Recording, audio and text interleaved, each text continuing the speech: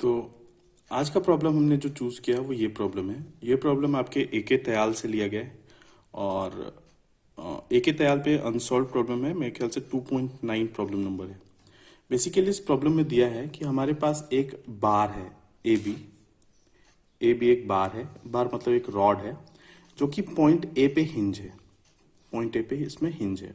Question में ये भी दिया है कि ये bar A B is of negligible weight, मतलब इसका अपना कोई वेट नहीं है। जो भी वेट हम लगा रहे हैं वो बाहर से लगा रहे हैं और वो वेट हम डब्ल्यू लगा रहे हैं पॉइंट बी पे। इसके बाद हमें दिया है कि इस बार को पे पॉइंट बी से एक फ्लेक्सिबल लेकिन इनएक्सटेंसिबल स्ट्रिंग या रोप अटैच किया गया है जो कि सी पे जाके अटैच होता है और यहाँ पे 90 डिग्री का एंगल बन रहा है, यहाँ एंगल बन रहा है थीटा। आपको निकालना है इस स्ट्रिंग पे टेंशन और ए पे रिएक्शन। तो ये बेसिकली हमारा क्वेश्चन है और इसके लिए सबसे पहले हम शुरुआत करेंगे इसके फ्री बॉडी डायग्राम से। फ्री बॉडी डायग्राम बनाने के लिए हमें ज़रूरी है कि हम इसका सपोर्ट पहले समझ लें।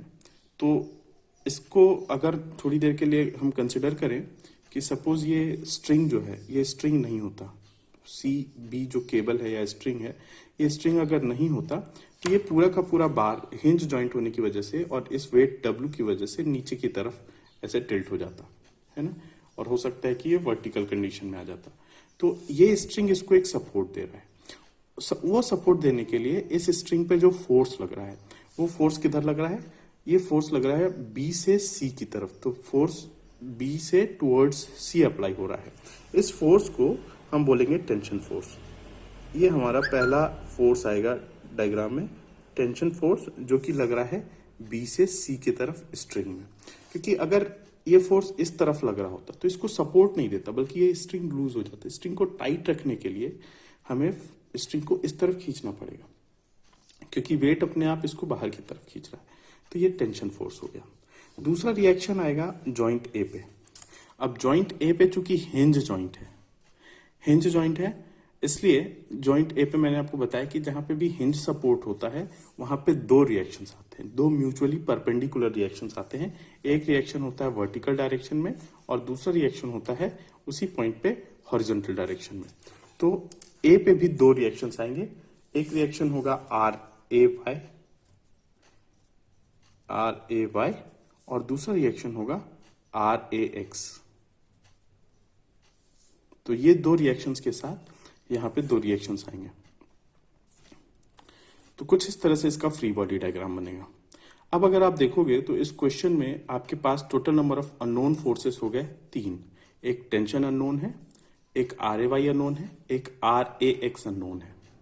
लेकिन हमारे पास प्रॉब्लम को सॉल्व करने के लिए इक्वेशंस हैं सिर्फ दो, summation F X equal to 0 और summation F Y equal to 0।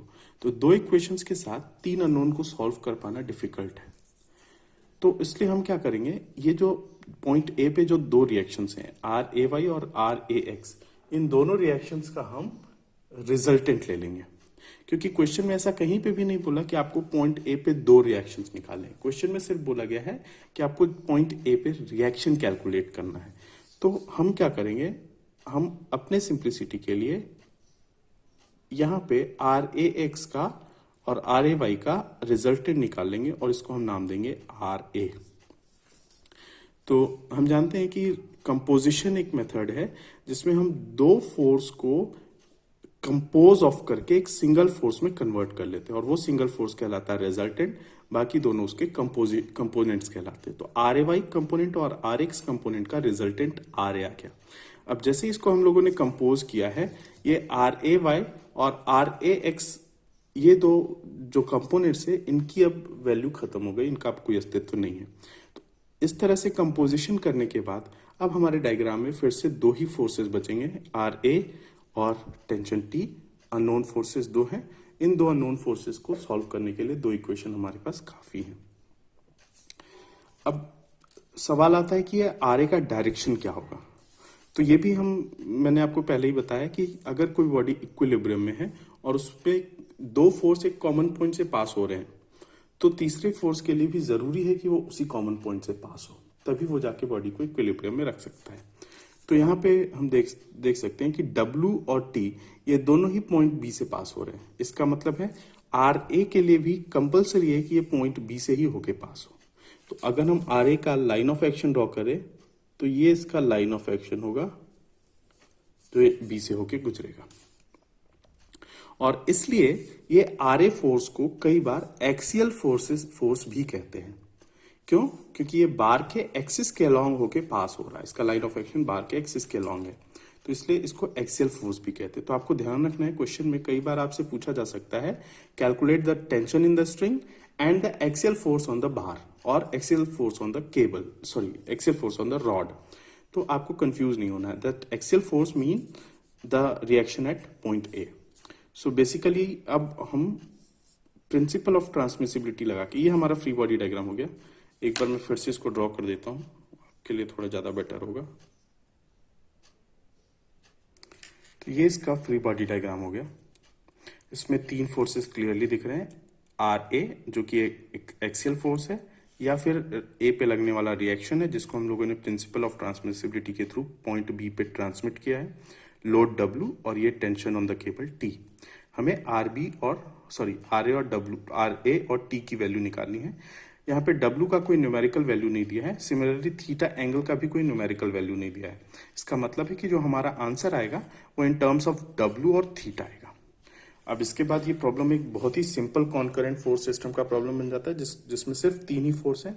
आप चाहो तो लैमीज थ्योरम भी अप्लाई कर सकते हो, और अगर आप चाहो तो इसको रिजॉल्व करके भी बना सकते हो। आपको सिर्फ एक ही फोर्स को रिजॉल्व करना पड़ेगा, क्योंकि हम सिर्फ इंक्लाइंड फोर्सेस को ही रिजॉल्व करते हैं। वर्टिकल या हॉरिजॉन्टल फोर्स को रिजॉल्व करना सेंसलेस है।